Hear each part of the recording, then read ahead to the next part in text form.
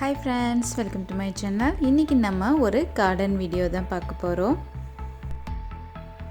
இப்போ பாத்தீங்கன்னா நம்ம வந்து சமையலுக்கு வந்து எக் யூஸ் பண்ணிட்டு நம்ம வேஸ்டா எக் ஷெல் எல்லாம் வந்து பாத்தீங்கன்னா கார்பேஜ்ல தான் தூக்கி போடுவோம். அந்த மாதிரி தூக்கி போடாம இத வந்து எப்படி நம்ம வந்து கார்டனுக்கு யூஸ்ஃபுல்லா வந்து யூஸ் பண்ணலாம் அப்படிங்கறத இந்த வீடியோல பார்க்க போறோம்.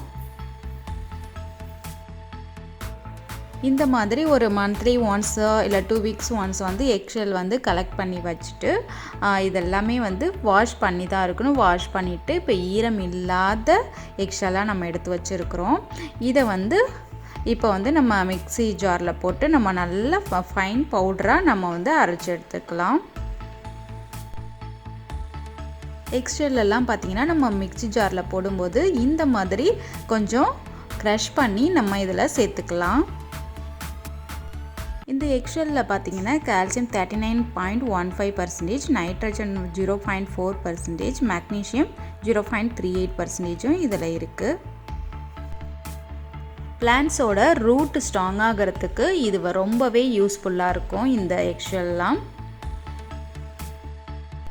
மிக்ஸி ஜார்ல போடுறதுனால பேட் ஸ்மெல் வரும் அப்படினே நீங்க வந்து நினைக்கவே வேண்டாம். எந்த ஒரு ஸ்மெல்லும் வராது.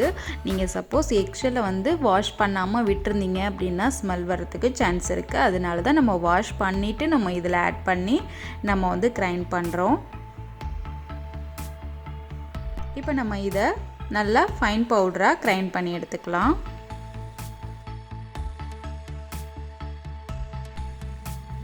இந்த மாதிரி நல்ல ஃபைன் பவுடரா நம்ம கிரைண்ட் பண்ணியாச்சு. இப்போ இந்த எக்ஷெல்லாம் பாத்தீங்கன்னா நீங்க யூஸ் பண்ணிட்டு உடனே வந்து அத வாஷ் பண்ணிடணும். அதுல வாஷ் பண்ணாம விட்டீங்கன்னா அதுல இருந்து உள்ள ஸ்மெல் வரும், எக் ஸ்மெல் வரும். வாஷ் பண்ணிட்டு நீங்க ஒரு ஓரமா எடுத்து வச்சிட்டீங்கன்னா அது வந்து காஞ்சிடும். ஈரம் இல்லாம இருக்கணும் நமக்கு. இப்போ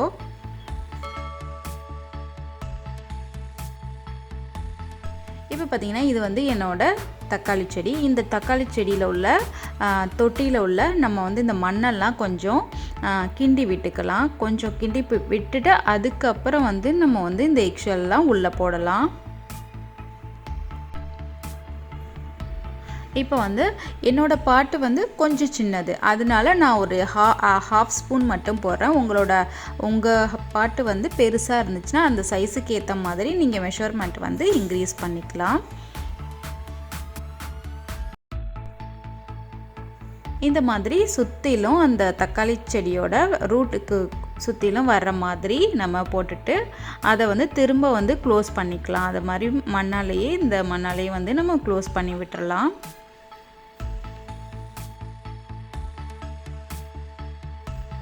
தக்காளி செடி பாத்தீங்கன்னா ரூட்லாம் பாத்தீங்கன்னா கொஞ்சம் சாஃப்ட்டா தான் இருக்கும். நமக்கு கொஞ்சம் காய் வந்ததுக்கு அப்புறம் வந்து நம்ம வந்து அதுக்கு சப்போர்ட்லாம் கொடுக்கணும். இந்த மாதிரி தாவரத்துக்கு வந்து நம்ம வந்து இந்த மாதிரி எக்ஷெல் கொடுக்கிறது ரொம்பவே யூஸ்ஃபுல்லா இருக்கும். கொஞ்சம் அதோட ரூட்லாம் வந்து நல்லா ஸ்ட்ராங் ஆகும்.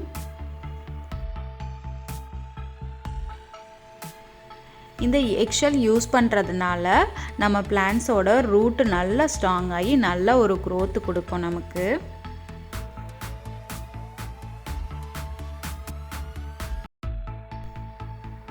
க்ளோஸ் பண்ணிட்டு இப்போ நம்ம வந்து தண்ணி ஊத்திக்கலாம் செடிக்கு.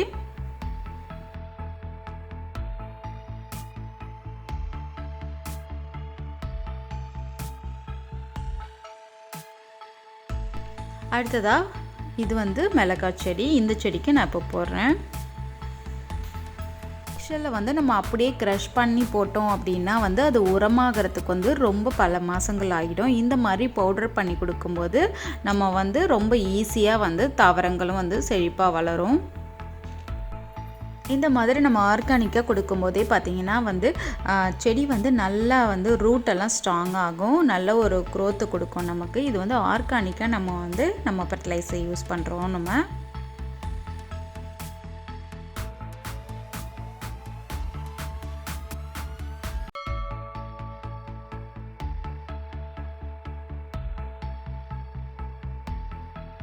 நான் பாத்தீங்கன்னா என்னோட வெஜிடபிள் பிளான்ட்ஸ் எல்லாத்துக்குமே இந்த மாதிரி ஆர்கானிக் ஃபெர்டிலைசர் தான் நான் யூஸ் பண்ணிக்கிட்டு இருக்கேன்.